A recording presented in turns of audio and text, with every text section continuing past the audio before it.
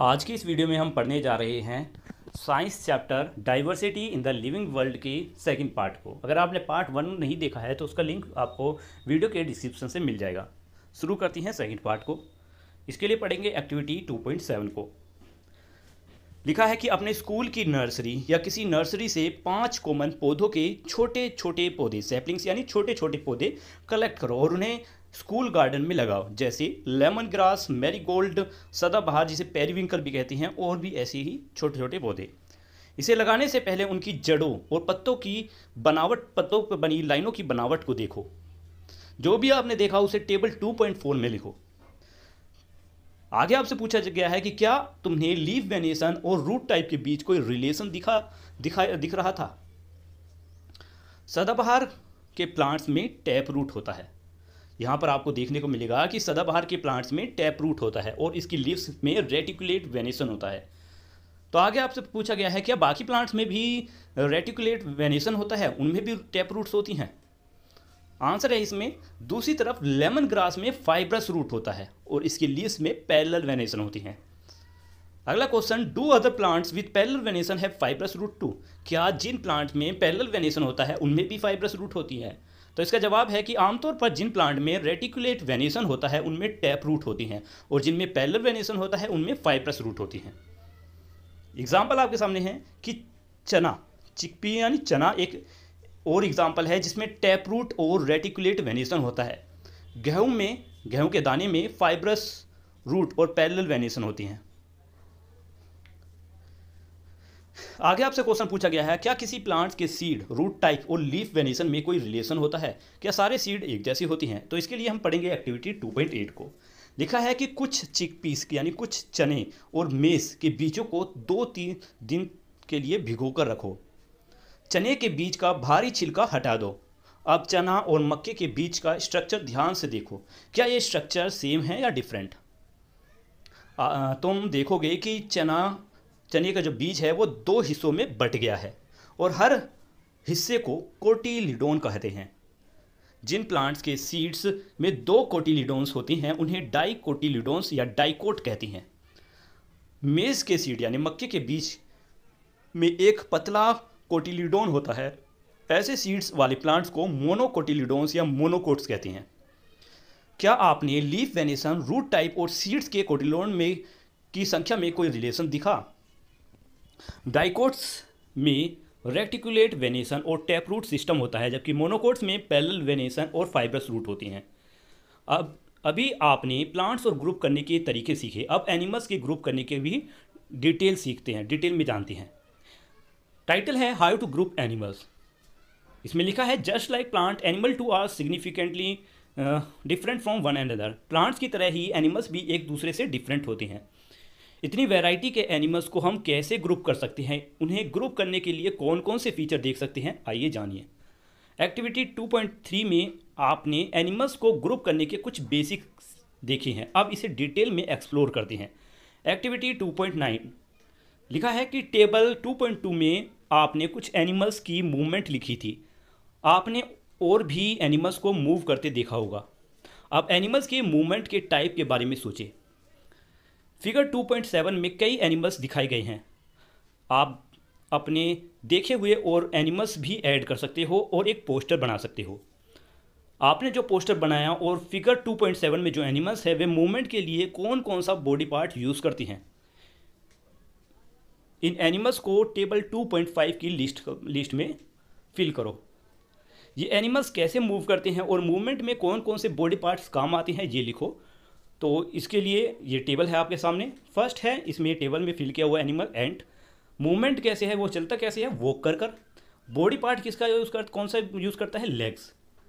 इसी तरीके से है गोट, कैसे आगे मूव करता है, वॉक कर या जंप कर यूज़ करता है अपने बॉडी पार्ट्स लेग्स को। इसी तरीके से है पिजन, वॉक भी कर सकता है, चल सकता है और उड़ भी सकता है। इस्तेमाल क्या करता है अपने लेग्स और विंग्स। इसी तरीके से बाकी एनिमल्स हैं। तो टेबल 2.5 से आप क्या कंक्लूजन निकाल सकते हो। जवाब यह है कि अलग अलग एनिमल्स के मूवमेंट अलग अलग होती हैं। कोई उड़ता है, कोई दौड़ता है, रेंगता है, चलता है, कूदता है। ये मूव करने के लिए अलग अलग बॉडी पार्ट्स यूज़ करती हैं जैसे विंग्स, लेग्स और भी अदर पार्ट्स। यहाँ हमने एनिमल्स को उनकी मूवमेंट टाइप और बॉडी पार्ट्स के आधार पर ग्रुप किया है। हम एनिमल्स को मूवमेंट के आधार पर कैसे ग्रुप कर सकते हैं? तो इसके अलावा एनिमल्स शेप, मतलब अगर मूवमेंट के आधार पर नहीं कर सकते तो कैसे होगा? इसके अलावा animals shape, size, colour, structure आदि से भी अलग होती हैं। इन फीचर से भी हम एनिमल्स को ग्रुप्स में बांट सकते हैं, इनको अरेंज कर सकते हैं। प्लांट्स की तरह एनिमल्स को भी ग्रुप करना भी जरूरी है ताकि हम उनकी डाइवर्सिटी को अच्छे से समझ सकें। आगे है title, plants and animals in different surrounding. लिखा है कि जब आप नेचर वॉक पर गए थे तो आपने देखा होगा कि अलग अलग जानवर अलग अलग जगह पर रहते हैं। टेबल 2.5 में आपने एनिमल्स की मूवमेंट भी लिखी थी और इनकी मूवमेंट और उनके सराउंडिंग पर डिपेंड करती है। Let us consider fishes and goats are example. Fish पानी में रहती है, इसका शरीर स्ट्रीमलाइन होता है और इसके पास फिन्स होते हैं ताकि ये पानी में आसानी से तैर सके। बकरी घास वाले इलाकों में रहती है और अपने पैरों से चलती फिरती है। एनिमल्स के साइज और शेप भी एक दूसरे से अलग होते हैं। Let us compare and analyse. Table 2.5 को देखो, ऐसा ही एक टेबल ब्लैक बोर्ड पर बनाओ। जो प्लांट्स और एनिमल्स आपने या तुम्हारे क्लासमेट्स ने देखे हैं उन्हें टेबल में दिए गए रीज़न के हिसाब से लिस्ट करो।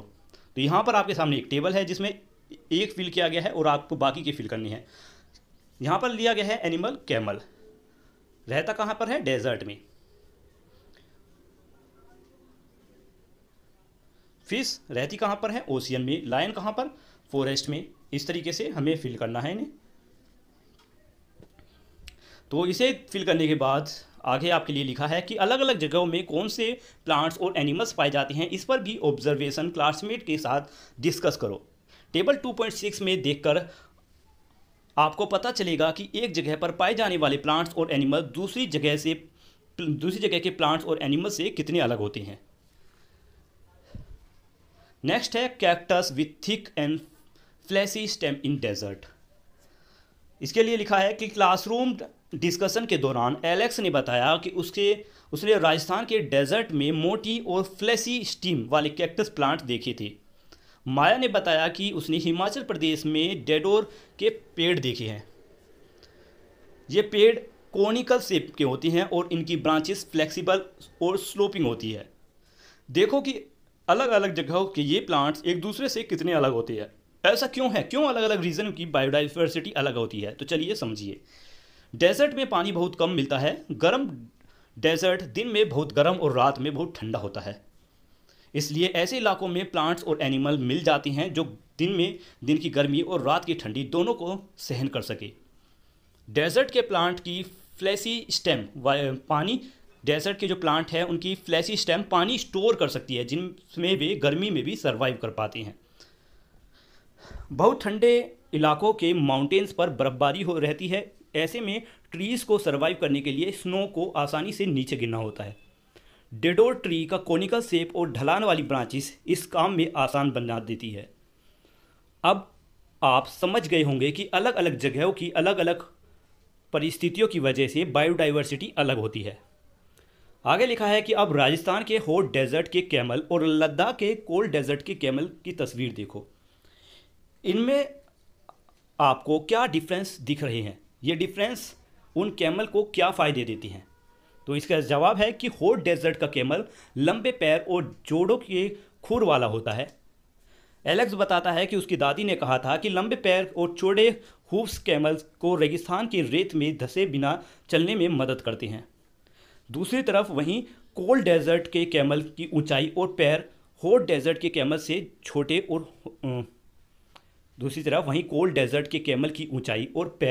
हॉट डेजर्ट के कैमल से छोटे होते हैं। छोटे पैर उन्हें पहाड़ी इलाकों में आसानी से चलने में मदद करते हैं। अब है कि रेगिस्तान में खाना आसानी से नहीं मिलता, तो कैमल अपनी हम्प, जो एक कुबड़ है, इसमें फूड स्टोर करके रखते हैं। हॉट डेजर्ट में मिलने वाले कैमल के पास एक हम्प होती है जो उन्हें खाने की कमी में सर्वाइव करने में मदद करती है। कोल्ड डेजर्ट में कैमल के पास 2 हम्प होते हैं। ठंडे डेजर्ट में ठंडे डेजर्ट में सर्दियों में अंत में फूड ख़त्म हो जाता है, तब ये कैमल अपनी हम्प में जमा फूड यूज़ करते हैं, इसलिए उनकी हम्प छोटी हो जाती है। इसके अलावा कोल्ड डेजर्ट वाले कैमल के सिर के गर्दन तक लंबी बाल होते हैं, जो लद्दाख की ठंडी सर्दियों में उन्हें सर्वाइव करने में मदद करते हैं। नेक्स्ट क्वेश्चन पूछा गया है, what other feature can help camels to survive in the desert. को वे कौन कौन से फीचर्स कैमल को डेजर्ट में सर्वाइव करने में मदद करती हैं।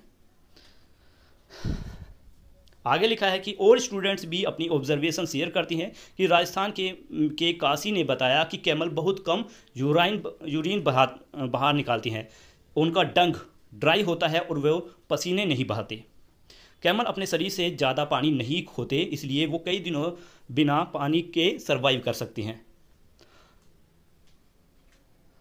आगे है Maya talks about seeing plant with beautiful bright flower rhododendron in 16 forest of Nilgiris. Maya ने बताया कि उसने नीलगिरीज के 16 फॉरेस्ट के सुंदर ब्राइट फ्लावर्स वाले रोडोडेंड्रॉन प्लांट देखे थे।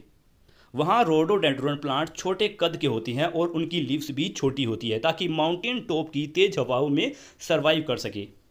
लेकिन सिक्किम के प्रेमा ने बताया कि उसने अपनी जगह के माउंटेन में रोडोडेंड्रॉन प्लांट को ज़्यादा लंबे देखा है। यानी रोडोडेंड्रॉन जैसे प्लांट भी अलग अलग जगहों पर सर्वाइव करने के लिए अपने फीचर्स बदल सकते हैं। आगे लिखा है डिफरेंट फीचर्स ऑफ रोडोडेंड्रॉन। यहाँ पर फिगर मतलब 2.13 में यहाँ पर फिगर दिया हुआ है रोडोडेंड्रॉन का। आगे है वेस एंड फिश एग्जाम्पल। सागर ने क्लासमेट्स को मतलब बाकी स्टूडेंट्स को बताया कि वो अंडमान निकोबार आइलैंड अपने पेरेंट्स के साथ गया था। उसने ओशियन में बड़े बड़े वेल्स और कलरफुल फिश देखी थी। उसके पापा ने बताया कि फ़िश के स्ट्रीमलाइन बॉडी शेप की वजह से वो पानी में आसानी से तैर सकती है। आगे है अडेप्टेशन। इसमें लिखा है कि हमने सीखा कि किसी भी जगह के प्लांट्स और एनिमल्स के पास एक स्पेशल फीचर होते हैं जो उन्हें वहाँ सर्वाइव करने में मदद करती हैं। ये स्पेशल फीचर जिन्हें प्लांट्स और एनिमल्स को सर्वाइव करने में मदद मिलती है, इन्हें अडेप्टेशन कहते हैं। जैसे डोडोडर ट्री का शेप और रोडोडेंड्रन की हाइट, ये दोनों अडेप्टेशन हैं जो उन्हें माउंटेन में सर्वाइव करने में हेल्प करती हैं। आगे है हैबिटेट। जिन जगह प्लांट्स और एनिमल्स रहती हैं उन जगह को हैबिटेट्स कहती हैं। फॉर एग्जांपल जैसे सी टर्टल का हैबिटेट समुद्र या ओशियन है, कैमल का हैबिटेट हॉट या कोल्ड डेजर्ट है और रोडोडेंड्रॉन का हैबिटेट माउंटेन है। हैबिटेट प्लांट्स एंड एनिमल्स को खाना, पानी, हवा, शेल्टर और बाकी चीज़ें देती हैं जो उनके सर्वाइवल के लिए ज़रूरी हैं। कई तरह के प्लांट्स और एनिमल एक ही हैबिटेट शेयर करती हैं। हैबिटेट किसी रीजन की बायोडाइवर्सिटी को सेव करता है। आगे है group based on habitat. Question है हैबिटेट के आधार पर प्लांट्स और एनिमल्स को कैसे ग्रुप कर सकती हैं। इसके लिए एक तरीका है जो ज़मीन पर रहती हैं और जो पानी में रहती हैं। जो ज़मीन पर रहती हैं, जो जानवर और एनिमल्स ज़मीन पर रहती हैं, उन्हें हम टेरेस्ट्रियल हैबिटेट्स कहती हैं। Some example of terrestrial habitat are forest, desert, grassland and mountain. तो वो टेरेस्ट्रियल हैबिटेट के कौन सी हैं? फॉरेस्ट, डेजर्ट, ग्रासलैंड और माउंटेन है। The plant and animal that live in water are said to live in aquatic habitat. जो पानी में रहती हैं, जो जानवर या प्लांट्स पानी में रहती हैं, उनकी हैबिटेट्स एक्वेटिक हैबिटेट्स कहलाती हैं। इनके एग्जाम्पल हैं पॉन्ड्स, लेक्स, रिवर, ओशियन। कुछ एनिमल जैसे फ्रॉग पानी और ज़मीन दोनों पर रह सकती हैं, तो इन्हें एम्फीबियंस कहती हैं। आगे क्वेश्चन है what if habitat is damage. What would happen if the habitat of plant और एनिमल इज डैमेज। अगर किसी प्लांट या एनिमल का हैबिटेट डैमेज हो जाए तो क्या होगा।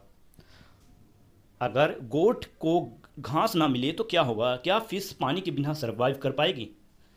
अपने पेरेंट्स, ग्रैंड पेरेंट्स और नेबर से पूछो कि उनके बचपन में कौन से प्लांट्स, बर्ड, इंसेक्ट और एनिमल्स ज़्यादा दिखते थे और अब कम दिखाई देने लगे हैं। यह बदलाव तब होती हैं जब हैबिटेट खराब होता है। हैबिटेट डैमेज होने से प्लांट्स और एनिमल्स को घर, खाना और ज़रूरी चीज़ें मिलना बंद हो जाती हैं और इससे बायोडाइवर्सिटी कम हो जाती है। तो यहीं पर हमारा ये चैप्टर खत्म होता है। उम्मीद है आपको चैप्टर अच्छे से समझ आ गया होगा। मिलते हैं नेक्स्ट वीडियो में, तब तक।